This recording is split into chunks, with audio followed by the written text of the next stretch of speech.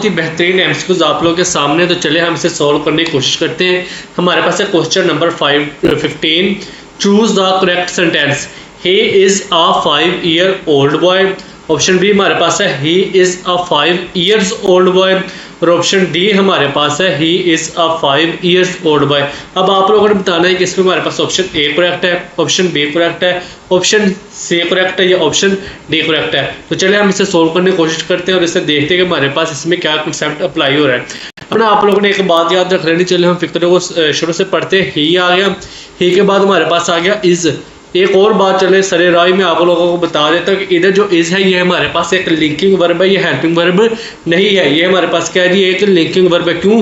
जब इज है मार वाजवर ये हेल्पिंग वर्ब के बाद उसी वर्ब के रिलेटेड फॉर्म आ जाएगी तब वो हेल्पिंग वर्ब होगा। लेकिन अगर वो फॉर्म ना आएगी तो वो हमारे पास लिंकिंग वर्ब होगा। मिसाल से समझते, जैसे कि मैं कहूँ ही इज प्लेइंग क्रिकेट, इधर इज हमारे पास क्या है जी, हेल्पिंग वर्ब है। क्यों? क्योंकि उसके बाद आईएनजी वाली फॉर्म आती है, जो हमें पता है कि आईएनजी वाली फॉर्म ही आनी चाहिए। लेकिन इस सेंटेंस में इसके बाद आईएनजी वाली फॉर्म नहीं है, लिहाजा इधर इज हमारे पास एक लिंकिंग वर्ब है, हेल्पिंग वर्ब नहीं है। बाकी बात ही आ गया, इज आ गया, ही हमारे पास सब्जेक्ट है, इज हमारे पास आ गया लिंकिंग वर्ब, ए आर्टिकल आ गया। अब आर्टिकल आ गया तो हमें पता है कि आर्टिकल के बाद हमारे पास क्या आता होता है जी, नाउन आता होता है। शर्त ये होती है कि हमारे पास उसके बाद एडजेक्टिव भी आ सकता है। क्या आ सकता है जी, एडजेक्टिव भी आता है, लेकिन नाउन हमेशा ही आएगा। एडजेक्टिव आए या ना आए ये अलहदा बात है, ठीक है। और वो एडजेक्टिव उसी नाउन के लिए होगा, आर्टिकल के लिए नहीं होगा। मैं मिसाल समझा देता हूँ कि इधर जो ए लिखा हुआ है ये 5 ईयर ओल्ड के साथ नहीं लिखा, बल्कि ये किसके साथ लिखा हुआ है जी, बॉय के साथ लिखा हुआ है।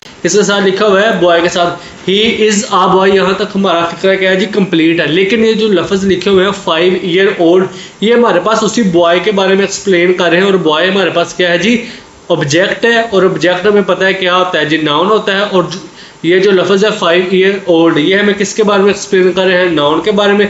और जो चीज़ नाउन के बारे में एक्सप्लेन करें उससे हम क्या कहते होते हैं जी, एडजेक्टिव कहते होते हैं। लिहाजा ये जो 5 ईयर ओल्ड लिखा हुआ है ये हमारे पास क्या है जी, एक एडजेक्टिव है। अब दूसरी बात जो अहम बात है वो ये है कि हमारे पास एडजेक्टिव की कभी भी प्लूरल फॉर्म नहीं होती। जैसा कि मैं कहूँ आई हैव रेड कार, मैं कभी ये नहीं कह सकता कि आई हैव रेड कार, ठीक है। इसी तरह जब ये भी एडजेक्टिव है 5 ईयर ओल्ड, तब हम इसकी भी प्लूरल फॉर्म नहीं बनाएंगे। लिहाजा 5 ईयर्स ओल्ड वाला ये भी ऑप्शन गलत हो गया और ये भी ऑप्शन गलत हो गया। अब रह गया ऑप्शन ए और ऑप्शन सी। अब हमने ना इसके दरमियान हाइफन को यूज करना है। क्यों यूज करना है? क्योंकि ये अगर हम इसे इस तरह ही लिखा रहने देंगे तो ये नाउन लग सकता है, बच्चों को उसमें कन्फ्यूजन हो सकती है जब पढ़ रहे होते हैं। लिहाजा हम उसके दरमियान हाइफन लगाएंगे ताकि कोई कन्फ्यूजन ना हो नाउन और एडजेक्टिव में। लिहाजा हमारे पास करेक्ट ऑप्शन है ए जी। तो MD CAT students, MD CAT के टॉपिक नाउन में से हमारे पास बहुत ही बेहतरीन एमसीक्यूज है। तो चले देखते हैं हमारे पास question number 26। The criteria for admission to this program blank extremely strict. आप लोगों ने बताना है कि इसमें हमारे पास ऑप्शन ए आएगा इज, ऑप्शन बी आएगा हमारे पास वाज, ऑप्शन सी हमारे पास आएगा आर, या ऑप्शन डी हमारे पास आएगा हैज़ बीन। तो चलिए सबसे पहले हम मेन सब्जेक्ट को आइडेंटिफाई करते हैं कि इस फिक्रे में हमारे पास मेन सब्जेक्ट क्या है। हमें पता है कि जब भी हमारे पास प्रेपोजिशन आ जाती है, प्रेपोजिशन के बाद वाला जो नाउन होता है, ये बात भी याद रखनी कि प्रेपोजिशन के बाद हमेशा नाउन होगा। ये जो नाउन होगा ये हमारे पास एज एन ऑब्जेक्ट काम करेगा, ना कि सब्जेक्ट के तौर पर। लिहाजा ये हमारे फिक्रे का मेन सब्जेक्ट नहीं है। इसी तरह हमारे पास आ गया टू भी हमारे पास प्रेपोजिशन, और प्रेपोजिशन के बाद मैंने अभी आप लोगों को बताया कि नाउन आता है और वो नाउन हमारे पास ऑब्जेक्ट के तौर पर काम करता है, सब्जेक्ट के तौर पर काम नहीं करता। तो लिहाजा हमारे पास एक ही नाउन बच गया और वो है जी द क्राइटेरिया। अब ये वाला जो नाउन है हमारे पास ये किसके तौर पर काम करेगा, ये हमारे पास सब्जेक्ट के तौर पर काम करेगा। अब मसला इधर इस एमसीक्यूज में ये है कि बच्चों को यही नहीं पता कि क्राइटेरिया सिंगुलर है या प्लूरल है। वो समझते हैं कि हमारे पास जो जिनके लास्ट पर ऐसा आएगा वो हमारे पास प्लूरल होंगे और जिनके लास्ट पर ऐसा नहीं आएगा वो हमारे पास सिंगुलर होंगे। लेकिन मैंने जो पीडीएफ बनाई है, हम लोगों ने जो पीडीएफ बनाई है उसमें मैंने आप लोगों को कुछ ऐसे नाउन के बारे में भी बताया कि जिनके साथ एस और एस नहीं होता, लेकिन फिर भी वो हमारे पास क्या होते हैं, प्लूरल होते हैं। और कुछ ऐसे नाउन होते हैं जिनके सिंगुलर फॉर्म और प्लूरल फॉर्म में बच्चों को बहुत ही कन्फ्यूजन होते हैं, जिनमें से क्राइटेरिया भी एक है। अब आप लोगों ने याद रख लेना है कि हमारे पास लफ्ज़ क्राइटेरिया आ जाए, हमारे पास लफ्ज़ डाटा आ जाए, इस जैसे लफ्ज़ जितने भी है वो हमारे पास प्लूरल होंगे, हमेशा क्या होंगे जी, प्लूरल होंगे। और इनकी सिंगुलर क्या होगी, जैसे कि क्राइटेरिया की सिंगुलर होगी क्राइटेरियन और डाटा की सिंगुलर होगी डाटम। डाटा डाटा भी हमारे पास प्लूरल है और द क्राइटेरिया भी हमारे पास प्लूरल है। अब जब हमारे पास प्लूरल सब्जेक्ट आ गया, प्लूरल नाउन आ गया, तो हमारे पास वर्ब भी क्या आएगी, प्लूरल आएगी, क्योंकि सब्जेक्ट वर्ब एग्रीमेंट का रूल है singular subject singular verb, plural subject plural verb. अब द क्राइटेरिया हमारे पास क्या है जी, प्लूरल है। अब जब प्लूरल है तो उसके साथ वर्ब भी हमारे पास क्या आएगी जी, प्लूरल आएगी, तो जो करेक्ट ऑप्शन होगा वो होगा जी आर होगा। ठीक है, दोबारा समझते हैं कि हमारे पास इंग्लिश में कुछ ऐसे नाउन होते हैं जिनके बारे में हमें पता ही नहीं चलता है कि सिंगुलर है या प्लूरल है, हमें उनको याद करने की जरूरत होती है। हम आमतौर पर उन्हें सिंगुलर ही कंसिडर करते हैं, जैसे कि हम डाटा को हमेशा सिंगुलर ही कंसिडर करेंगे, लेकिन वो हमारे पास असल में क्या होता है जी, प्लूरल होता है, उसकी सिंगुलर होती है डेटम।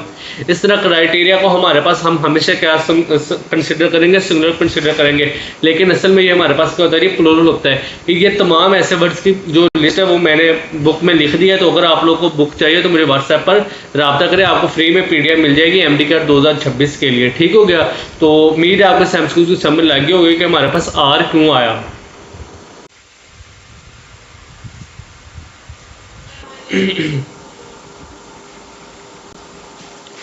जी, तो MD-CAT स्टूडेंट्स बहुत ही बेहतरीन MCQs आप लोगों के सामने, तो चले से सॉल्व करने की कोशिश करते हैं। हमारे पास है question number 30, her advice blank always practical and easy to follow. Option A हमारे पास है आर, ऑप्शन बी हमारे पास है इज, ऑप्शन सी हमारे पास है वर और ऑप्शन डी हमारे पास है बीन। तो चलिए इस MCQ को सॉल्व करने से पहले आप लोगों को एडवाइस और एडवाइस में डिफरेंस बताता हूँ। जो हमारे पास लफ्ज़ है ना एडवाइस, ये हमारे पास है नाउन। किस तरह पता चलेगा ये नाउन है, क्योंकि इससे पहले जो लफ्ज़ है वो हमारे पास है पोजेसिव एडजेक्टिव। अब आप लोगों ने एक बात याद रखनी है, जब भी हमारे पास पोजेसिव एडजेक्टिव आ गया तब उसके फौरन बाद हमारे पास क्या आएगा जी, नाउन आएगा। जैसा कि this is his car, his हमारे पास पोजेसिव एडजेक्टिव के बाद हमारे पास noun. This is my car, my हमारे पास पोजेसिव एडजेक्टिव के बाद हमारे पास क्या आएगा जी, नाउन आ गया। ठीक है, और जो दूसरा एडवाइस होता है एस वाला, वो हमारे पास क्या होता है जी, वर्ब होता है। जैसे कि ही एडवाइज्ड मी, वो हमारे पास किसके तौर पर कंसिडर होगा, वो हमारे पास एज ए वर्ब के तौर पर इस्तेमाल होगा। तो एडवाइस और एडवाइस में आप लोगों को फर्क पता चल गया। अब दूसरी बात जो आपने इस एडवाइस के बारे में याद रखनी वो ये है कि ये हमारे पास एक अनकाउंटेबल नाउन है। ये हमारे पास क्या है जी, एक अनकाउंटेबल नाउन है। और अनकाउंटेबल नाउन, जो भी अनकाउंटेबल नाउन आ गया उसके बारे में आप लोगों ने 3 बातें हमेशा याद रखनी है। कौन कौन सी बातें हैं? सबसे पहली बात यह है कि उनके कभी भी प्लूरल फॉर्म नहीं हो सकती, उनके साथ कभी भी एस और एच का इजाफा नहीं हो सकता। ठीक है, पहली बात। दूसरी बात, उनसे पहले कभी भी आर्टिकल ए और एन नहीं आ सकता, कभी भी आर्टिकल ए और एन उनसे फौरन पहले नहीं आ सकता। ठीक हो गया। तीसरी बात, अनकाउंटेबल नाउन हमेशा सिंगुलर होंगे, अनकाउंटेबल नाउन हमेशा सिंगुलर होगा। दोबारा मैं अपनी बातों को रिपीट करता हूँ। सबसे पहली बात यह है कि उनके साथ कभी भी एस और एस नहीं आ सकता, उनसे पहले कभी भी आर्टिकल ए और एन नहीं आ सकता। और तीसरी बात हमारे पास थी कि हमारे पास उनको हमेशा सिंगुलर कंसिडर करना है, उन्हें हमने हमेशा क्या कंसिडर करना है, सिंगुलर कंसिडर करना है। अब हमारे लिए एमसीक्यूज को सॉल्व करना बहुत ही इजी हो गया। क्यों? क्योंकि हमें पता चल गया ये अनकाउंटेबल नाउन है और अनकाउंटेबल नाउन के बारे में हमें पता है कि ये हमारे पास क्या होगी, सिंगुलर होगी। जब ये हमारे पास सिंगुलर है तो उनके साथ सब्जेक्ट वर्ब एग्रीमेंट के रूल के मुताबिक वर्ब भी हमारे पास क्या आएगा, सिंगुलर आएगा। लिहाजा इसमें जो हमारे पास करेक्ट ऑप्शन होगा वो होगा जी इज होगा। क्या ऑप्शन होगा जी? इज होगा। उम्मीद है आपको एमसीक्यूज की समझ लगी होगी। कोई भी अनकाउंटेबल नाउन आ गया आपने हमेशा उसे एज ए सिंगुलर ट्रीट करना है, उससे पहले कभी भी आर्टिकल ए और एन नहीं लगाना। ठीक है। और हमारे पास तीसरी बात थी कि उनके साथ कभी भी एस का इजाफा नहीं करना। उम्मीद है आपको एमसीक्यूज की समझ लगी होगी और आपके कंसेप्ट में बेहतरी आई होगी। अगर आपको वीडियो अच्छी लगी हो लाइक करें, रिपोस्ट करें, शेयर करें। जज़ाकल्लाह।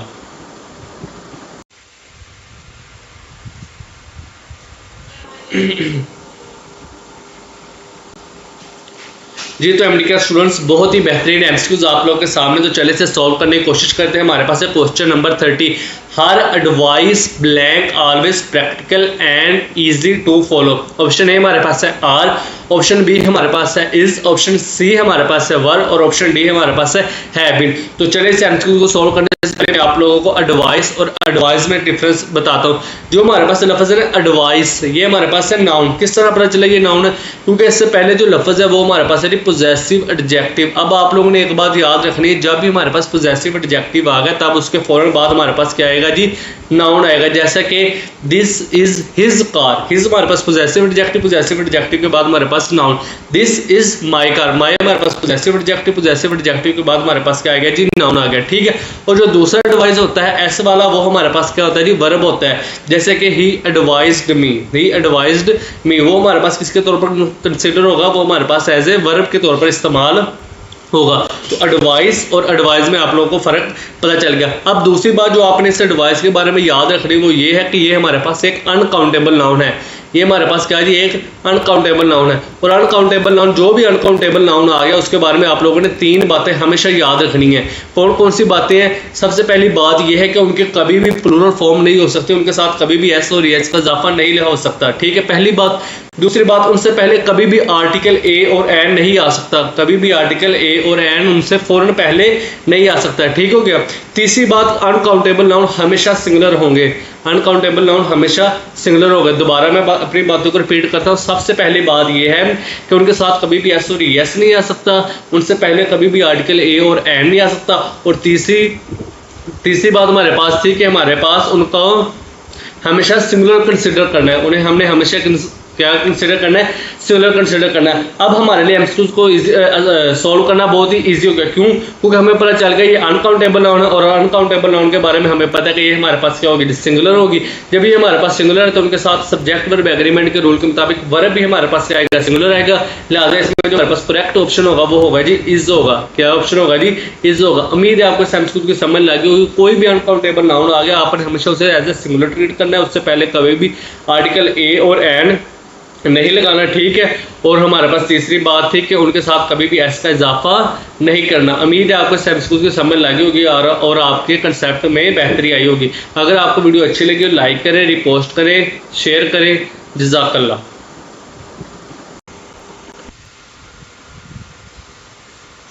जी तो एमडी का स्टूडेंट्स, हमारे पास आज भी बेहतरीन एमसीक्यूज आ गया इंग्लिश का, तो चले से देखते हैं। Question number 29, my scissors blank too blunt to cut this fabric.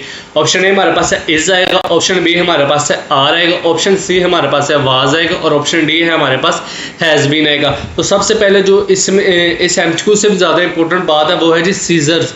ये बात आप लोगों ने याद रखनी कि सीजर्स हमेशा ऐसे के साथ आएगा, या कभी भी ऐसे के बगैर नहीं आएगा। इसकी क्या वजह है? अब ना आप लोगों ने याद रखना। फॉर एग्जाम्पल हमारे पास एक कैंची है, तो ये उसका जो हिस्सा होगा ना, एक हिस्सा उससे हम कहेंगे सीजर, उससे हम क्या कहेंगे?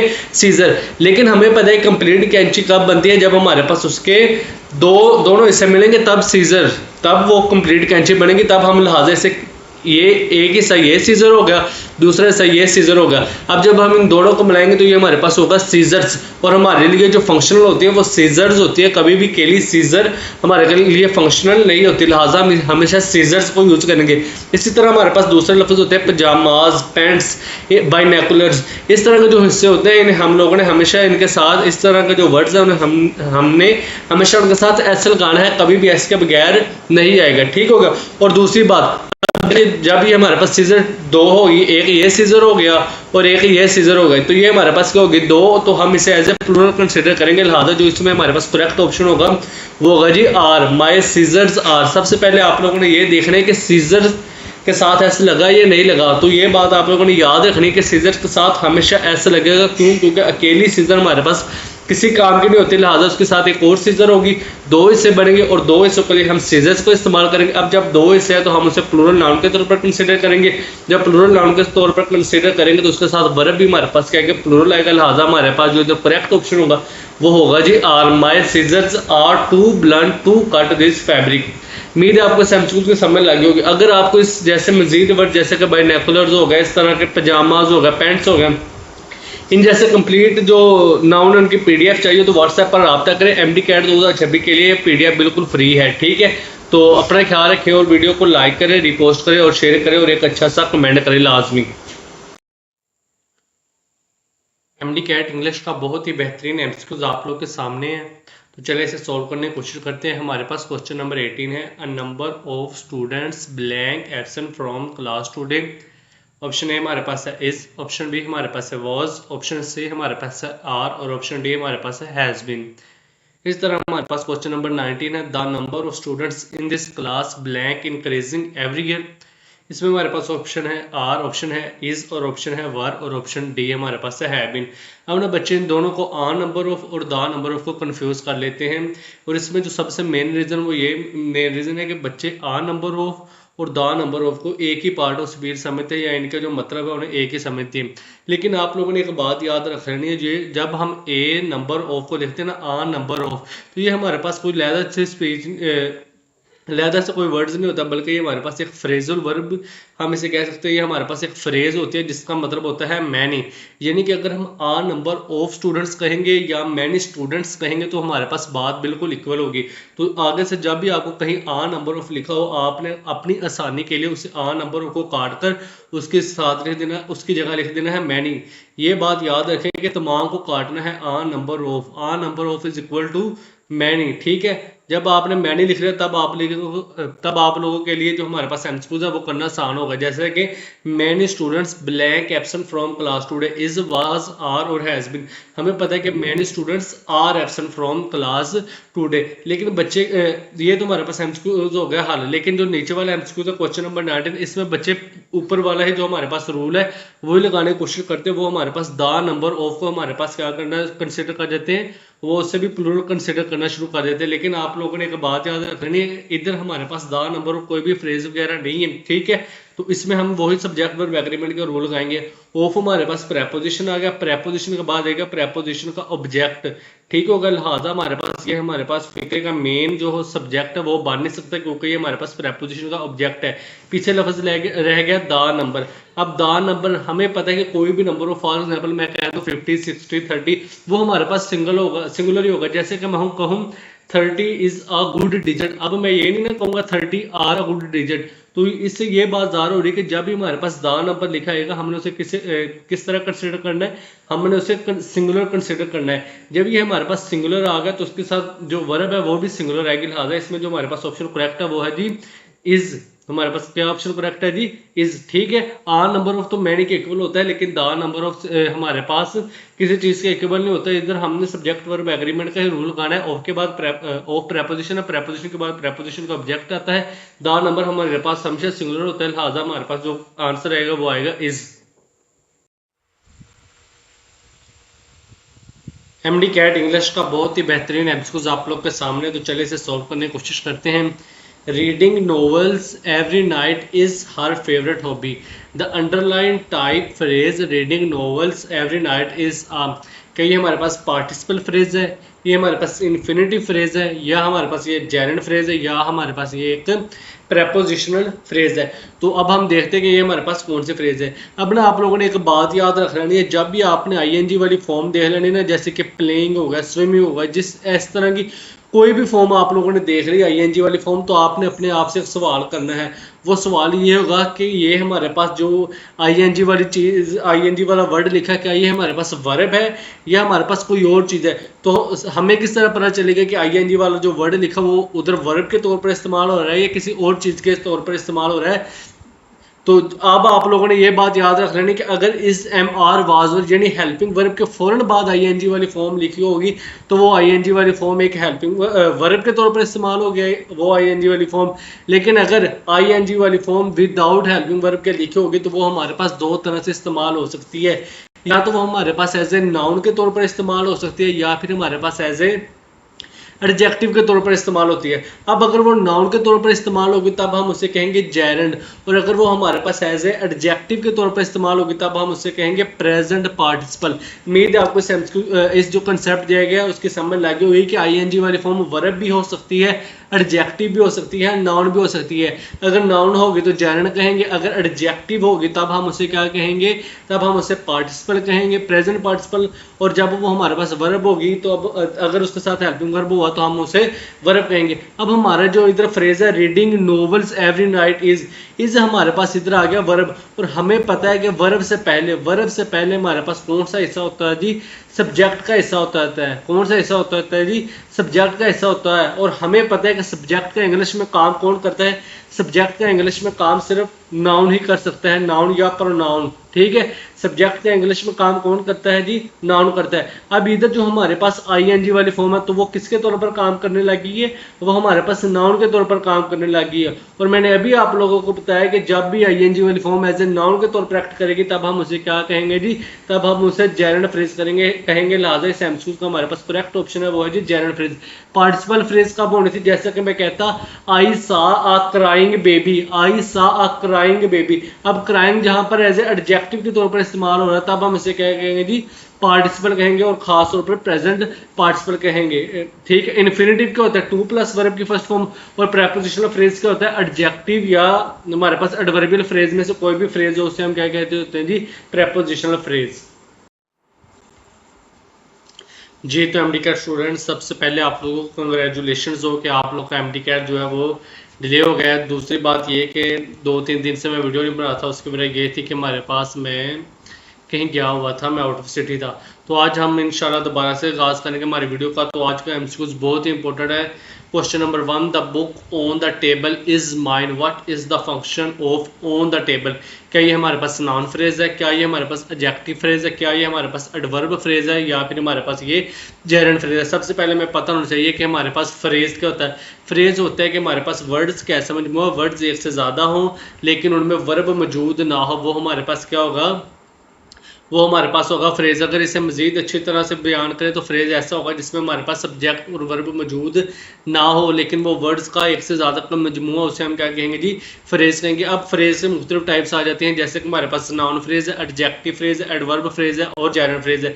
नाउन फ्रेज क्या होगी, अब नाउन और नाउन फ्रेज में क्या डिफरेंस है। नाउन एक सिंगल वर्ड होगा जबकि नाउन फ्रेज एक से ज़्यादा वर्ड होगी लेकिन इनका फंक्शन सेम होगा। जैसा कि नाउन का हमें पता है कि काम क्या है, नाउन फिक्रे में या तो सब्जेक्ट बनता है या तो हमारे पास ऑब्जेक्ट बनता है। यानी कि अगर हमारे पास एक वर्ड है वो फिक्रे में सब्जेक्ट का काम कर रहा है तो वो हमारे पास यकीनी तौर पर क्या होगा जी, नाउन होगा। इस तरह एडजेक्टिव का क्या काम होता है, एडजेक्टिव का हमारे पास काम होता है नाउन को एक्सप्लेन करना, यानी नाउन के बारे में मज़ीद इन्फॉर्मेशन देना। इसी तरह हमारे पास एडवर्ब फ्रेज क्या होता है, जो हमारे पास वर्ब को, एडवर्ब को या अपनी तरह के किसी दूसरे एडजेक्टिव को या एडवर्ब को हमारे पास एक्सप्लेन करता है। इस तरह हमारे पास जेरंड फ्रेज क्या होता है, जेरंड होता है हमारे पास आईएनजी वाली फॉर्म जो हेल्पिंग वर्ब के बगैर है और हमारे पास नाउन का कामदा करे। जैसे कि हमारे पास इधर हमारे पास लिखा हुआ है रीडिंग नॉवेल्स, इधर हमारे पास आईएनजी वाली फॉर्म विदाउट इज हमारी हेल्पिंग वर्ब क्या है, ये हमारे पास क्या है जी, जेरंड है, ठीक है। ये मैंने आपको एक्सप्लेन कर दिया। अब हमने देखना है कि इसमें हमारे पास जो फ्रेज है ऑन द टेबल, ये कौन सी फ्रेज है। अब ना आप लोगों ने एक बात याद रख लेनी कि हमारे पास अगर कोई फ्रेज जो है वो हमारे पास नाउन को एक्सप्लेन करे तो हम उसे क्या कहेंगे जी, एडजेक्टिव फ्रेज कहेंगे। चलिए हम इस फिक्रे को पढ़ते हैं। The book on the table is mine. The book हमारे पास क्या आ गया जी, द बुक हमारे पास आ गया नाउन, द बुक हमारे पास क्या आ गया, नाउन आ गया। किस तरह पता चला, हमें पता है कि नाउन की क्या निशानी होती है कि उससे पहले हमारे पास क्या आता है जी, आर्टिकल आता होता है। लिहाजा द बुक हमारे पास नाउन आ गया और ये जो आगे फ्रेज लिखी है ऑन द टेबल, ये हमें उसी बुक के बारे में मजीद इन्फॉर्मेशन दे रही है कि बुक कौन सी बुक जो टेबल पर पड़ी है, यानी कि अगर वो हमें नाउन के बारे में मजीद इन्फॉर्मेशन दे रही है। अब हमें पता है कि जो चीज़ नाउन के बारे में मजीद इन्फॉर्मेशन दे उसे हम क्या कहते हैं, एडजेक्टिव कहते हैं। लेकिन चूंकि यहाँ एक से ज़्यादा वर्ड है जो नाउन के बारे में एक्सप्लेनेशन दे रहे तो हम इसे एडजेक्टिव केला नहीं कहेंगे बल्कि हम कहेंगे एडजेक्टिव फ्रेज। लिहाजा हमारा ऑप्शन बी करेक्ट है, एडजेक्टिव फ्रेज हमारे पास करेक्ट ऑप्शन है। जी तो MD CAT students, question number 20 बहुत ही बेहतरीन एमसीक्यूज है जो आप लोगों के कंसेप्ट्स को क्लियर करेगा और आप लोगों को ये समझने का मौका देगा कि आप लोगों की तैयारी किस हद तक अच्छी है। तो हमारे पास है जो question number 20, blank of the 2 candidates was qualified for the position. Option A हमारे पास है ईच, ऑप्शन बी हमारे पास है एवरी, ऑप्शन सी हमारे पास है बोथ और ऑप्शन डी हमारे पास है सेवरल। अब आप लोगों ने इसे लॉजिकली देखना है कि इधर हमारे पास ईच आएगा, एवरी आएगा, बोथ आएगा या सेवरल आएगा। तो चलिए इस एमसीक्यू के बैकग्राउंड में जाते हैं कि हमें इस एमसीक्यू से क्या सीखने को मिलता है। हमें पता है कि प्रोनाउन की 3 किस्में होते हैं। कुछ ऐसे प्रोनाउन होते हैं जो हमेशा सिंगुलर होते हैं, कुछ ऐसे प्रोनाउन होते हैं जो हमेशा प्लूरल होते हैं और कुछ ऐसे नाउन होते हैं जिनका पता नहीं चलता है कि वो सिंगुलर है या प्लूरल होते हैं। जो हमारे पास है प्रोनाउन ईच, जो हमारे पास है ईच हो गया, ठीक हो गया। इसी तरह हमारे पास आ गया एवरी हो गया, ईच हो गया, एवरी हो गया, सम वन हो गया, सम बॉडी हो गया, जिनके साथ वन आ जाए या बॉडी आ जाए वो तमाम हमारे पास ऐसे प्रोनाउन होंगे जो हमेशा सिंगुलर ट्रीट होंगे। इसके अलावा जो हमारे पास प्रोनाउन आ गए जैसे कि बोथ हो गया और सेवरल आ गए, ये हमारे पास ऐसे प्रोनाउन है जो हमेशा क्या होंगे जी, प्लूरल होंगे। अब हम लोगों ने देखना है कि इधर और बाकी जो रह गए जो कभी सिंगुलर होते हैं कभी प्लूरल होते हैं वो हमारे पास होते हैं सनम, जैसे कि सम हो गया, एनी हो गया, नन हो गया, मोस्ट हो गया और इनके साथ हाफ वगैरह भी हो गया। ठीक हो गया। तो अब आप लोगों ने देखना है कि इधर हमारे पास कौन सा आएगा। अगर आप इसे लॉजिकली देखें तो हमारे पास आ गया ऑफ। हमारे पास क्या है जी, प्रेपोजिशन। ऑफ हमारे पास क्या है जी, प्रेपोजिशन। प्रेपोजिशन के बाद आएगा प्रेपोजिशन का ऑब्जेक्ट, प्रेपोजिशन का ऑब्जेक्ट। लिहाजा ये हमारे पास क्या है जी, ऑब्जेक्ट। इसका फिक्रे से कोई लेना देना नहीं है। ठीक है। अब हमें चाहिए फिक्रे का सब्जेक्ट। फिक्रे के क्या चाहिए, सब्जेक्ट। फिक्रे का वर्ब क्या है, फिक्रे का वर्ब हमारे पास है जी वाज। फिक्रे का वर्ब हमारे पास क्या है जी, वाज। ये जो लफ्ज लिखा है वो ऑफ द टू कैंडिडेट, ये प्रेपोजिशन और प्रेपोजिशन का ऑब्जेक्ट है। इसका फिक्रे से कोई लेना देना नहीं है, हम इसे बिल्कुल रिमूव कर देते हैं। अब मुझे आप लोगों ने बताना है कि इधर हमारे पास ईच आएगा, एवरी आएगा, बोथ आएगा या सेवरल आएगा। तो मैंने अभी आप लोगों को बताया कि बोथ और सेवरल तो हमेशा हमारे पास क्या होता है जी, प्लूरल होते हैं। अगर ये इधर आना चाहिए था तो इधर हमारे पास वार होना चाहिए था, लेकिन इधर हमारे पास वाज है जो इस बात की निशानदी कर रहे हैं कि इधर जो भी हमारे पास प्रोनाउन आएगा वो हमेशा सिंगुलर होगा। अब ईच भी हमारे पास सिंगुलर है और एवरी भी हमारे पास सिंगुलर है। तो अब इनमें से कौन सा चूज करना, तो आप लोगों ने एक बात याद रख लेनी है कि एवरी कभी भी ऑफ से पहले नहीं आ सकता। एवरी कभी भी ऑफ से पहले नहीं आ सकता। जैसे कि every of the two candidates was qualified for the position, तो इसलिए हमारे पास क्या आएगा, हमारे पास ऑप्शन आएगा each. Each of the two candidates was qualified for the position. ठीक है। एवरी के साथ अगर वन होता तब हम यूज कर सकते थे every one of the candidates was qualified, लेकिन एवरी के फौरन बाद हम ऑफ नहीं लगा सकते। ये बात आप लोगों ने याद रखनी। लिहाजा जो इधर हमारा करेक्ट ऑप्शन होगा वो होगा जी ईच। जी तो एमडी कैट स्टूडेंट्स, आप लोगों के सामने दो एमसीक्यूज हैं। दोनों एमसीक्यूज के साथ हमारे पास सम से स्टार्ट हो रहा है, लेकिन इन दोनों का आंसर बिल्कुल मुख्तलिफ है। तो चलिए देखते हैं कि हमारे पास इन एमसीक्यूज से हमें क्या कुछ सीखने को मिलता है और ये हमें किस चीज़ की तरफ लेकर जा रहे हैं। तो सबसे पहला हमारा एमसीक्यूज है question number 18, some of the water in the tank blank dirty. और ऑप्शन बी क्वेश्चन नंबर 19 हमारे पास some of the students in this class blank already left. अब हमें क्या पता चलेगा कि सम के बाद सिंगुलर आएगा और सम के बाद प्लूरल आएगा। तो अब ना आप लोगों ने एक बात याद रख लेनी है, हमारा जो होता है ना कोई भी जो हमारे पास होता है वर्ब, वो किसके मुताबिक आता होता है, वो होता है सब्जेक्ट के मुताबिक। इन दोनों केसेस में जो हमारा सब्जेक्ट है ना वो सम है, इधर भी हमारे पास सम है और इधर भी हमारे पास सम है। लेकिन हमें कब पता चलेगा कि सम सिंगुलर है और कब पता चलेगा कि सम प्लूरल है। तो इस चीज़ को समझने से पहले हमें इसके बैकग्राउंड में जाना चाहिए। हमारे पास ना प्रोनाउन तीन तरह के होते हैं। कुछ ऐसे होते हैं जो हमेशा सिंगुलर होते हैं, जैसे कि ईच हो गया, एवरी हो गया, एनी बॉडी, एवरी बॉडी, जिनके साथ बॉडी आ गया और जिनके साथ थिंग आ गया, जैसे कि एनीथिंग, समथिंग। ये जो होते हैं ना ये प्रोनाउन हमेशा सिंगुलर होते हैं। ठीक है। इसके अलावा कुछ ऐसे प्रोनाउन होते हैं जो हमेशा प्लूरल होते हैं, जैसे कि बोथ आ गया, सेवरल आ गया। ठीक हो गया। ये जो प्रोनाउन होंगे ये हमारे पास क्या होंगे, हमेशा प्लूरल होंगे और उनके बाद वर्ब भी क्या आएगा, प्लूरल आएगा। लेकिन कुछ नाउन होते हैं जिनका पता नहीं चलता, कुछ प्रोनाउन ऐसे होते हैं जिनका पता नहीं चलता आया कि वो सिंगुलर है या प्लूरल है। जैसे कि मैं आपसे कहूँ सम हो गया, एनी हो गया, नन हो गया, हाफ हो गया और हमारे पास हो गया मोस्ट हो गया। इनको याद करने की ट्रिक हमारे पास आ गई सनम। सनम ऐसे हमारे पास हो गया सम, ए से हो गया, एनी, एन से हमारे पास हो गया नन, हम और एक और ए से हमारे पास हो गया आल और एम से हमारे पास आ गया मोस्ट हो गया। ठीक है ना। इनके बाद है ना ये हमारे पास ऐसे प्रोनाउन है जिनको देखकर हम ये नहीं कह सकते ये सिंगुलर है या प्लूरल है। इधर हमारे पास है सब्जेक्ट सम। अब सम के मुताबिक हमने वर्ब लगाना है ना, तो हमें नहीं पता कि सम सिंगुलर है या प्लूरल है। तो इसको हल करने का क्या तरीका है कि आपने सम के बाद देख लेना, सम के बाद वाली चीज़ अगर सिंगुलर है तो वर्ब भी सिंगुलर आएगा और सम के बाद वाली चीज़ अगर प्लूरल है तो वर्ब भी प्लूरल आएगा। अब हम देखते हैं क्वेश्चन नंबर 18 में सम के बाद लिखा हुआ है सम ऑफ द वाटर। वाटर हमारे पास होता है अनकाउंटेबल नाउन और अनकाउंटेबल नाउन हमेशा सिंगुलर होते हैं। लिहाजा इधर सम के साथ क्या आएगा, सिंगुलर आएगा। लिहाजा जो इधर करेक्ट ऑप्शन होगा क्वेश्चन नंबर 18 में वो होगा जी इज। दूसरी तरफ हमारे पास क्वेश्चन नंबर 19 आ गया some of the students in this class blank already left. इधर सम हमारे पास एक्चुअल जो सब्जेक्ट है वो सम ही है, लेकिन सम के बारे में हमें पता ही नहीं है कि सिंगुलर है या प्लूरल है। हम इसके बाद वाले नाउन की तरफ देखेंगे। तो सम के बाद इधर आ गया स्टूडेंट्स और स्टूडेंट्स हमारे पास प्लूरल है। लिहाजा इधर सम हम एज ए प्लूरल ट्रीट करेंगे और इधर हमारे पास जो करेक्ट ऑप्शन होगा वो होगा जी आर होगा। ठीक है। सनम के बाद आप लोगों ने देखना है कि अगर सिंगुलर है अनकाउंटेबल नाउन है तो सिंगुलर वर्ब और अगर प्लूरल है तो हम लोगों ने प्लूरल वर्ब को चूज कर लेना। उम्मीद है आपको समझ लगी होगी।